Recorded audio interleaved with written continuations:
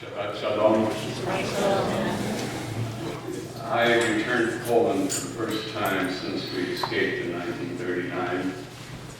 And I never really thought I'd want to go back. In fact, 4 years ago when our twin granddaughters went on march, I wanted to go with them, but they said, Zadie, you can't handle it. You're way, way too emotional. This year, when my grandson Maurice decided to go, I said, I'm going with him, emotion aside. There are just a couple of personal experiences that I would like to share with you, if I may. First was the most impactful moment of our march, when we went to Treblinka.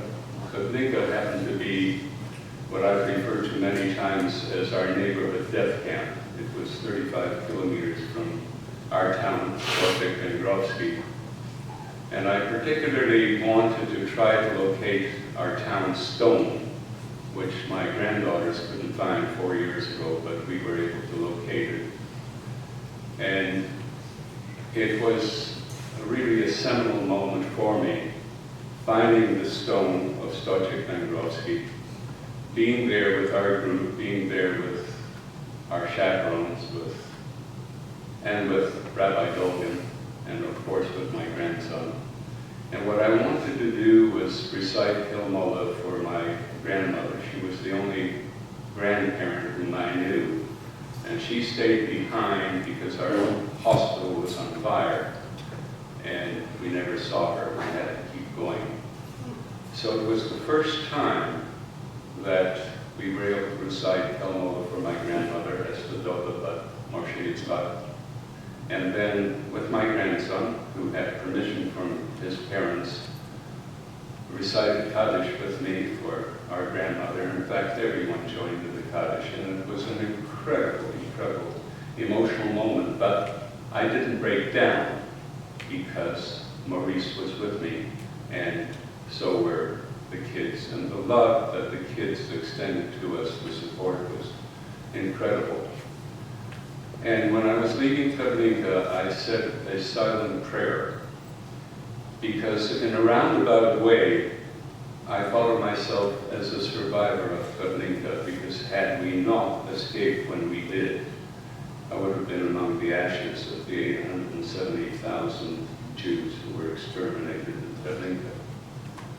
The other very profound moment for me was in Majdanek. I was supposed to speak at the Chachmei Yeshiva in Lublin, but we were told that there were too many buses that day, so we were sent on to Majdanek, and on the 3-hour ride from Tikochin to Majdanek, I had to figure out what was I going to say. I had to change the whole thought process. And I, of course, shared part of my story with the people there, with the incredible monument in the background. And then I thought I'd do something a little bit different. And some of you have heard this, others will not have heard it, so I'd like to share it with you.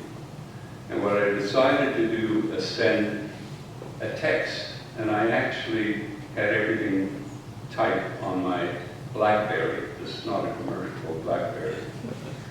And it was addressed to Adolf Hitler, Reinhard Heydrich, and Adolf Eichmann. And the subject, the final solution. To you and every murdering Nazi in whatever hell you are. I have returned to Poland for the first time since we escaped in 1939, and I wanted to share with you a status report on the final solution 75 years later. I started in Krakow, Kazimierz, and could not believe my eyes. Hasidic Jews in black hats and black robes with long beards and payas, walking around the town and praying at the cemetery. This looked like a scene from 1916, not 2016. In the evening, I and several hundred other Jews sang Hatikvah in a synagogue. Can you believe this could happen 75 years later in Poland? I came here with my grandson, Moshe Baruch, four generations after the final solution.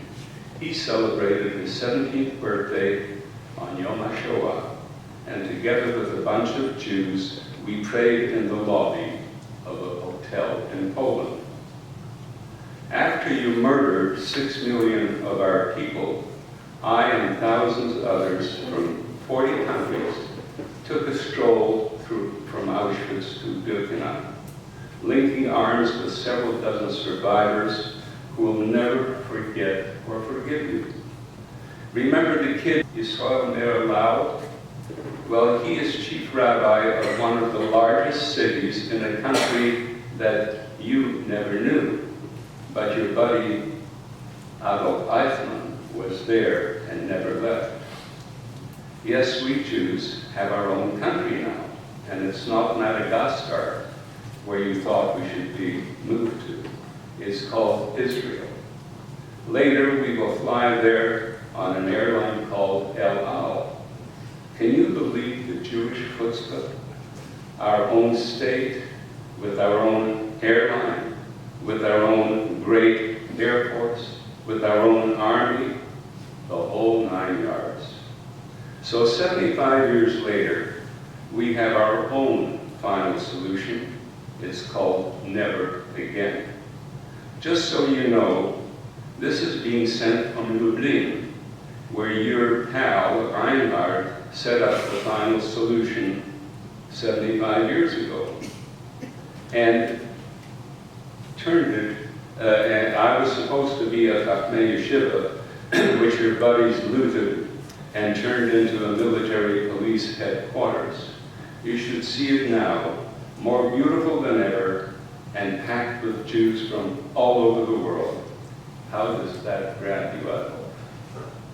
I hope to return to Poland in the future and provide you with more updates to assure you that Jews will be alive forever. All you need to know are 3 Hebrew words, Am Yisrael Chai. Signed, David Shlomo from Stoczek Węgrowski, the one who got away.